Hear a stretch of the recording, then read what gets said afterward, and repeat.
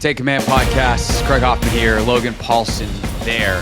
One more element of the run game that we should talk about, Logan, is Jayden Daniels and the effect he has on a defense. Because when you have a run game that is, I'm going to use the word predictable. And again, this is predictable within this game, not necessarily larger trends on the season. Like predictable in that Cliff found something that they really liked in Anthony Lynn and that staff. And then they were like, we're just going to hit it till they stop it.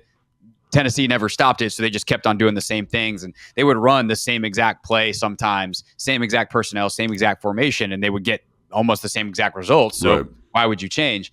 But if you're a Tennessee defense, part of the reason why you don't just be like, oh, well, we've seen this before and sell out is there is a Jayden Daniels factor on the backside of some of these plays, and it's their GT play, but it's also a zone read, or there's an RPO on the backside of whatever run where there's a bubble here and then a different one of their runs. They have like the slants or they're running stick on the backside.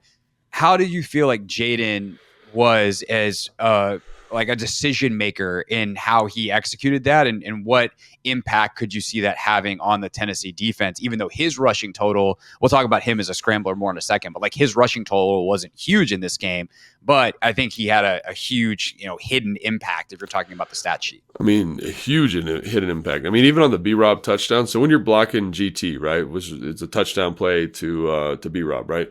So you're pulling those two guards. The guy that normally makes the play is like the backside linebacker, right? And so in this play, because they're bringing like a safety down front side and they're bringing the front side linebacker on a blitz and the safety's replacing, you're really short, right? Because you usually the blocking surface blocks linebackers and defensive linemen. But when that safety's in there, you got to block him because he's basically a linebacker. So you're short to the front side of the run. So if that guy plays that correctly, he could end up making that tackle for probably a 3-yard gain. However, like Jayden's got the read on the backside. And so on the backside, you got Zach arcing for the hook player, right? Who is this kind of linebacker type player. And Zach's got a bad angle to him. But when Jayden carries out the ball fake, the defensive end and the backside linebacker both take steps to cover him, right? And you talk about carrying out fakes, like that was something at any level of football that is so important in the run game. Because if you can get those guys to just stop for a second, B-Rob's going to score a touchdown. And that's one example, right? There's other play where they run GT with Chris Rodriguez. It's the same thing. He carries out the ball fake. Both linebacker and defensive end step out. There's a huge crease. Don't even blocks that guy. C. Rodriguez just runs right by him, right?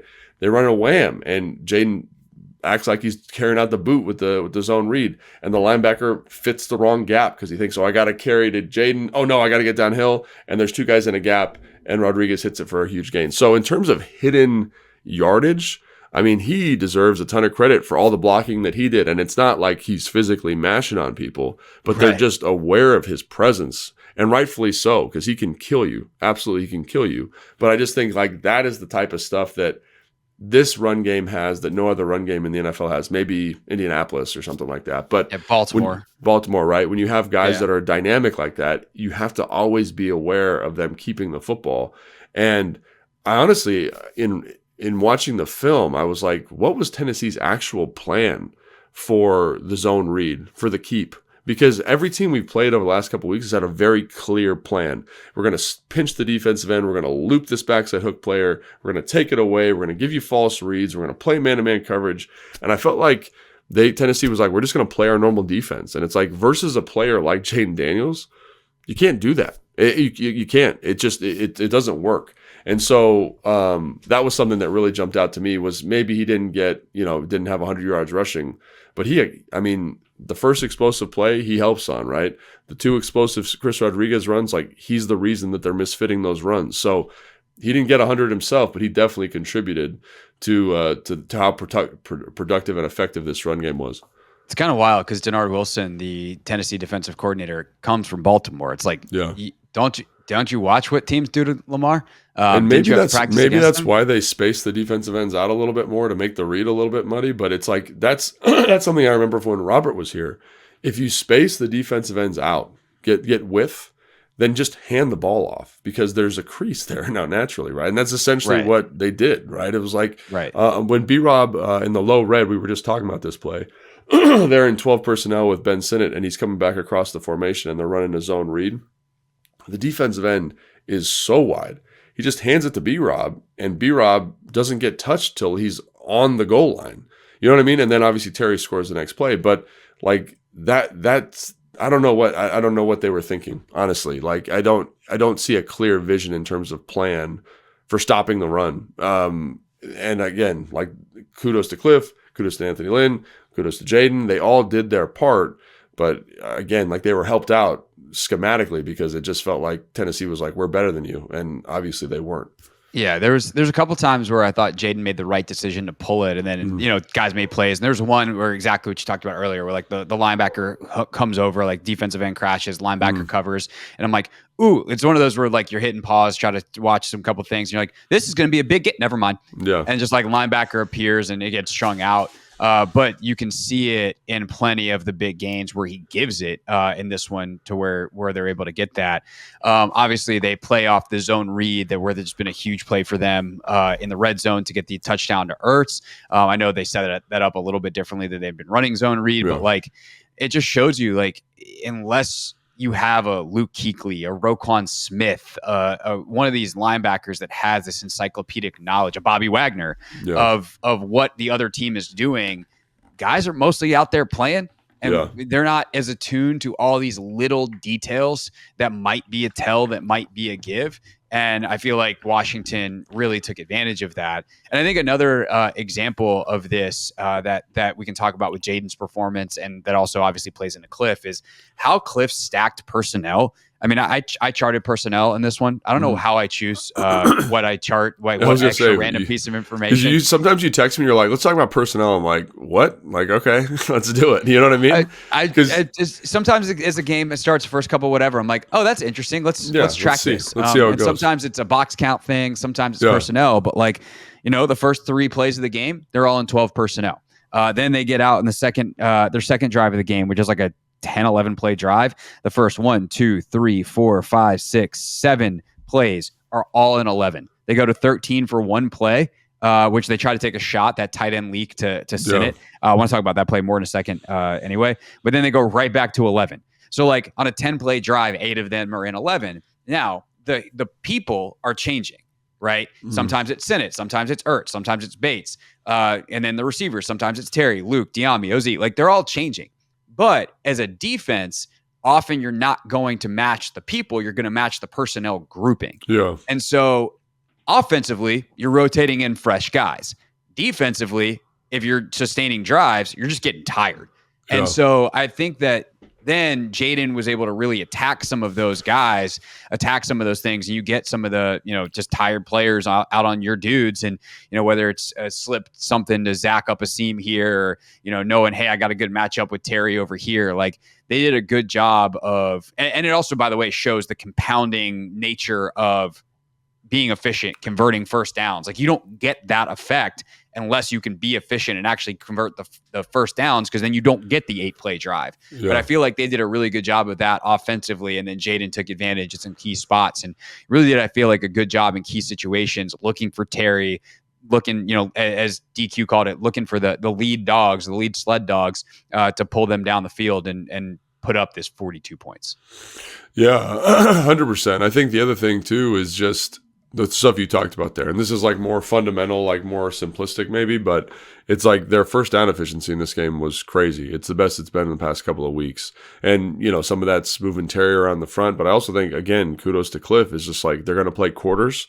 Like what's the weak spot in a quarters coverage? Right. It's like the hitch spot. So just let's throw a bunch of hitches. You know what I mean? They threw way more on first down, and it's like, it was stealing yards. Yeah, it's like, let's not overthink this. And I think that's something I have a lot of respect for Cliff for in my couple limited conversations, is it's like, let's not overcomplicate this thing, man. Like if this is good, like we're going to run it. And I think that's something that you see in this game 100%. It's like, oh, let's just, what's an easy throw? Oh, let's run a hitch to Terry. Great. And I love the concept too, because it's like, hey, we've got a really good zone beater here if we're not getting the coverage we want. But if we get quarters, like, throw the hitch to Terry. It's to the field. Like it's going to be, because of the 3 receiver side is to the offensive right, the flat player is going to push to that side, right? So you're just going to get a normal hook player to Terry's side. So boom, let's hit it, right? And I think just easy stuff like that. And again, like it helps when you again, the first down on that play, I think there's a completion to Noah Brown on like a similar hitch type look. I think it's like a little sit route that gets you to 2nd and 1. There was a bunch of plays in this game. Like you mentioned the Zach Ertz play, which was on 2nd and 4. Like that 2nd and 4, like now they have to defend the run. They have to defend the pass. They have to defend everything that I have in my playbook. So I can run a little cute little rinky-dink play action there, and it's off an action they don't even run that much. I fake the pitch to B-Rob. Every linebacker is within 5 yards of the line of scrimmage, and Zach is up the seam. And it's like, that doesn't work on 2nd and 10. Like that part of the offense isn't there. And so I think that was really cool to see. Even the touchdown that Zach Ertz had, which you just talked about off that zone read, that's 3rd and 2. So that's not 3rd and 5. That's not 3rd and 6. That's not going to work in a longer down and distance situation. The completion to Terry was like a 3rd and 1, like something like that. Yeah. Like where they kind of, it looks like Jayden's booting out to the left and he looks like he's going to run and the safety steps up and he just dinks it over to Terry for a completion. Yeah. Like that stuff doesn't work in longer down and distances. It just doesn't. And that's where this offense has been crazy effective. So to see the running efficiency increase, again, I think B-Rob offensive line deserves a ton of credit for that. But also just like to your point, we're going to throw the ball a little bit more on first down. We're going to find some of these opportunities. That is to me the thing that is the difference. Like if you're looking saying, oh, why didn't they do this versus Dallas or do it versus Philly or do it versus Pittsburgh? It's because on 1st and 2nd down, they weren't as good. And I think you just see what this offense can be. And most offenses can be, but credit to Cliff because he's been able to find this multiple times this year where 1st down looks great, 2nd down looks great. And now our 3rd and short package is off the chain because our quarterback can run. We've got all these guys that can get open versus man-to-man coverage, and it's awesome. But it doesn't work in longer down and distances. So I think to me that was the number. I said it in the post game, but when you watch the film, it just jumps out on the film for you. Like one of the things I was worried about was Tennessee's crazy blitz package.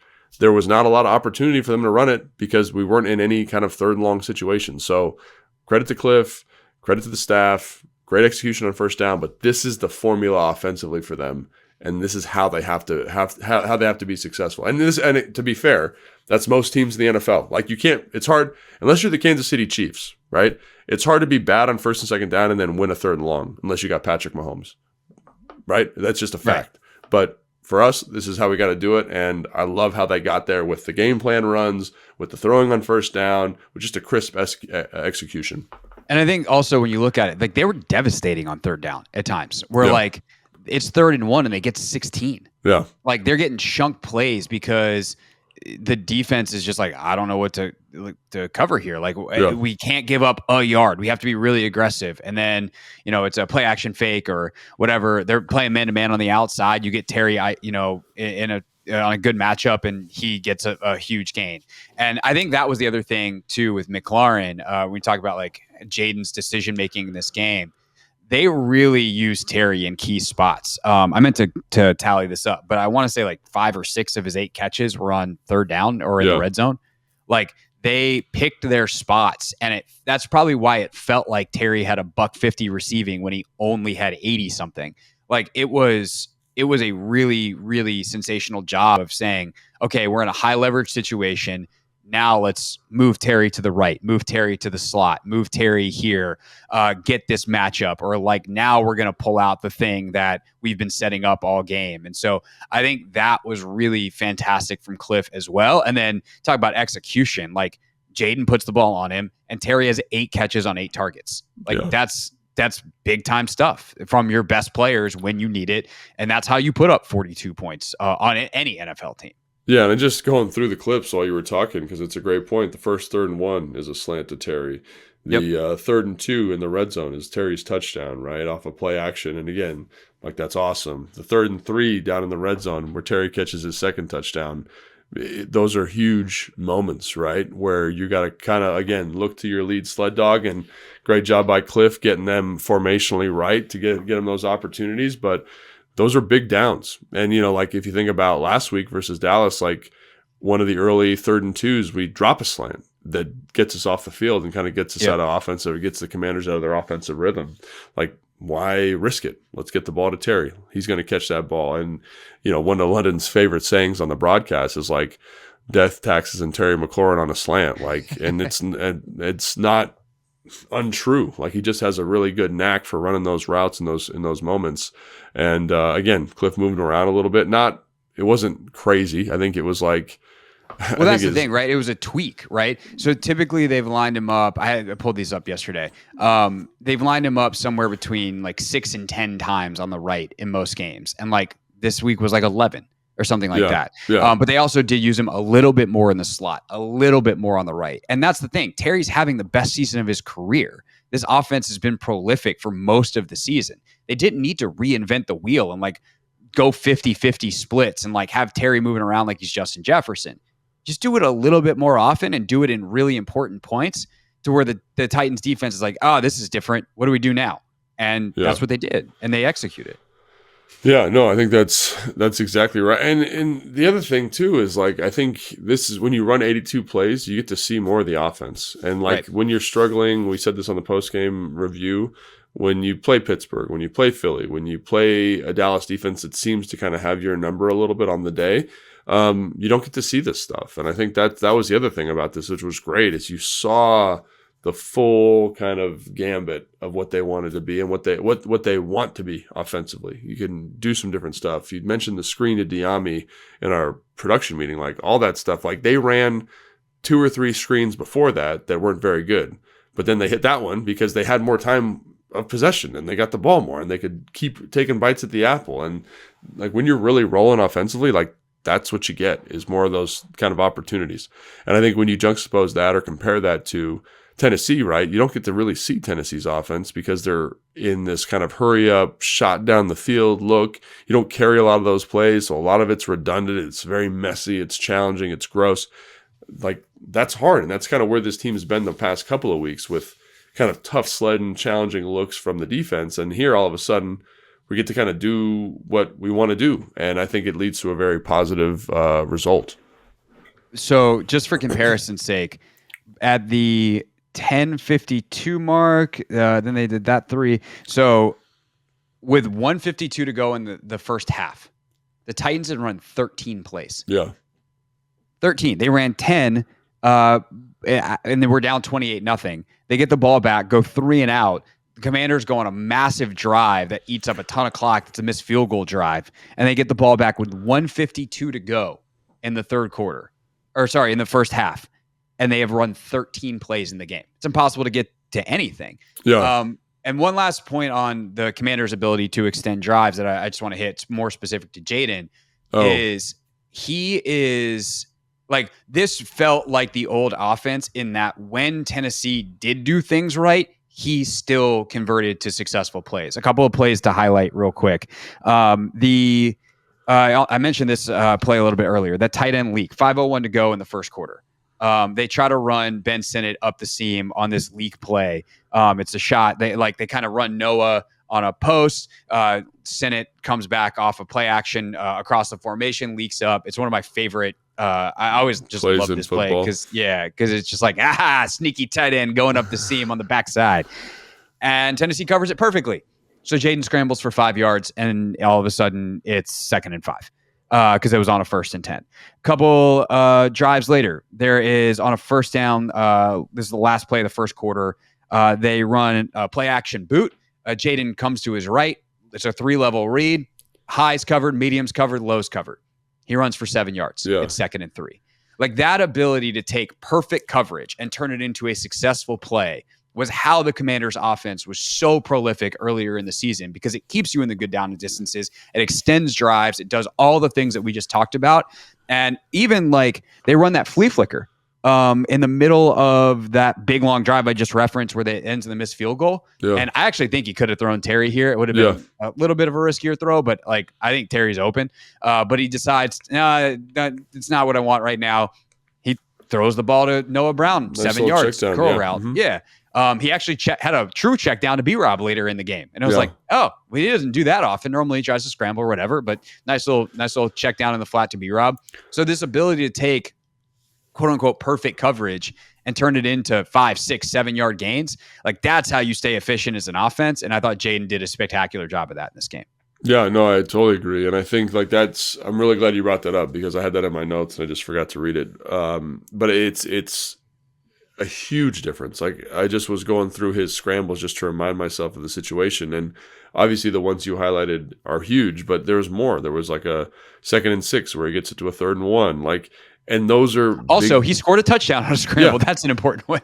Yeah, absolutely. And so I just think like that is a great point. And it's something we talked about on the pregame preview, is that because of how they line up and because of how they rush, there would be a little bit more space. And there was. And I think he took advantage of that and was very confident in his ability to get that done. But talk about raising the floor of an offense just with 5 plays. And they kind of feel like nothing plays. This game reminded me a lot of the Arizona Cardinals game in that way. Is his scrambles in that game weren't super devastating necessarily. They weren't like, oh my God, that's going to kill you. But it was like, oh, here's a 3rd and 2. I'm going to scramble for a 1st down. Or here's a 3rd and 7 or 2nd and 7. I'm going to get us to a 3rd and 1. And that's a big deal, especially given like the stuff you just talked about, which I think is a great point, is like when this play's taken away, they're covering the back, they're covering all the stuff. Like this should be a sack or this should be a throwaway, but you turn it into a positive play. It's extremely positive, and it lets the offense stay on rhythm, lets them stay on schedule, lets Cliff stay on schedule as a play caller, and it's so valuable. And it's to me, it's like, how do you keep that those high value scrambles in as you play better teams that are better at keeping them in the pocket? That would be my question moving forward, is like, because you see what it does for the offense. How do you continue to make sure that you have that? Yeah, it's a great question. And I hope they figure it out. They got a bye week to figure it out. So we'll talk about more of this, obviously, and maybe we can give some ideas when we do a self-scout a little bit later this week. Also worth mentioning that we're going to do a mailbag next Tuesday because we won't have a film review show because, well, there's no game this weekend. So you can submit your mailbag questions any number of ways, including on Instagram at Hoffman.sports or at Logan_Paulson82. You can also go to HoffmanShow.com, click the contact link, and send them in that way.